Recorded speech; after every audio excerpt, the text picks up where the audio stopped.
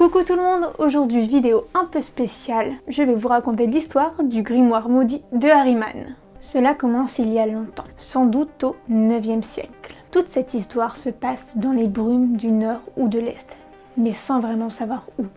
Tout ce que l'on sait, c'est que ce pays croit aux sorcières. Une sorcière? Comment se nommait-elle? On l'ignore aussi. Ahriman peut-être. Elle a été confondue, jugée, condamnée et brûlée. Brûlée, mais seulement en partie. Car un autre sorcier, sans doute, s'est approché du bûcher après le supplice qu'a subi notre sorcière. Elle était noircie par les flammes et elle pendait encore.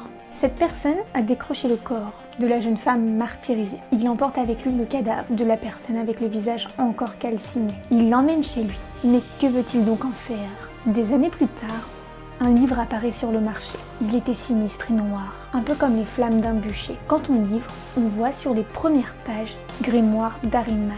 Les caractères, eux, sont gothiques et le texte, lui, est entièrement consacré à des recettes de magie noire. Certains disent que le livre est entièrement fait de peau humaine, sûrement la peau de la sorcière suppliciée. Mais pour le moment, nous sommes encore au tout début du 9e siècle, juste après le couronnement de Charlemagne. Un magistrat de la ville dit la légende et offre le volume inquiétant au nouvel empereur. Ses intentions sont-elles amicales ou hostiles? Quand on connaît la suite de l'histoire, on ne se pose plus la question. On raconte que plus tard, ce cadeau ou ce livre fut exposé dans une vitrine. Un matin, on eut la surprise de découvrir le grimoire sur le sol. La vitrine était brisée. Quelqu'un commente. On dirait que ce livre maudit a tenté de s'échapper et qu'il a cassé la vitrine de l'intérieur. De toute façon, la salle est hermétiquement close et absolument personne ne peut y pénétrer la nuit. On juge plus prudent de refermer ce livre dans une armoire. Mais pas n'importe quelle armoire, une armoire de fer. Quelques jours plus tard, cette armoire fut découverte, forcée par une main inconnue. Quelqu'un s'est emparé du grimoire d'Ahriman et uniquement de cet ouvrage. Et ensuite, pendant de longues années, nous perdons la trace du grimoire. Il réapparaît ensuite un peu plus noirci, quand un peu plus tard, la maison du brocanteur le détenant brûle entièrement. Déjà, première question, d'où détenait-il ce livre aussi dangereux soit-il? Et si les propriétaires successifs avaient souffert de détenir ce maudit ouvrage? Et c'est chez un diamantaire juif que l'on retrouve le manuscrit.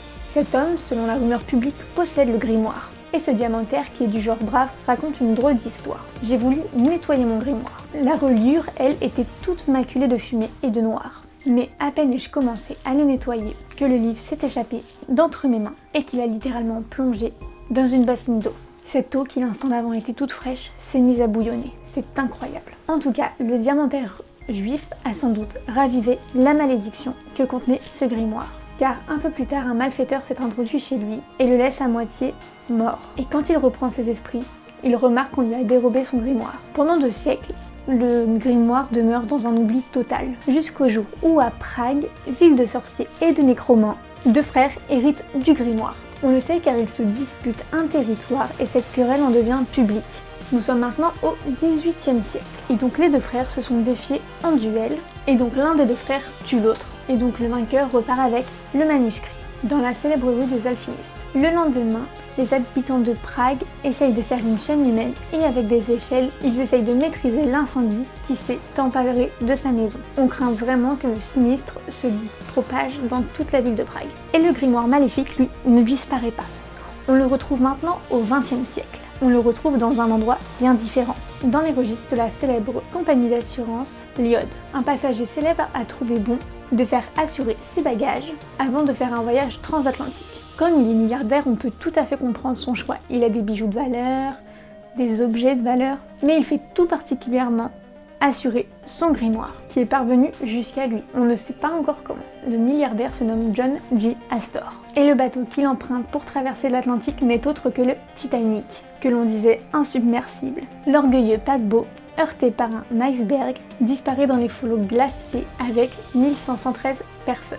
Astor et son grimoire qui, depuis, ne s'est pas manifesté. Et encore, Dieu merci qu'il ne se manifeste plus pour le moment. Je ne sais pas ce que vous pensez de cette histoire, mais moi, cette histoire de grimoire me fait horriblement peur.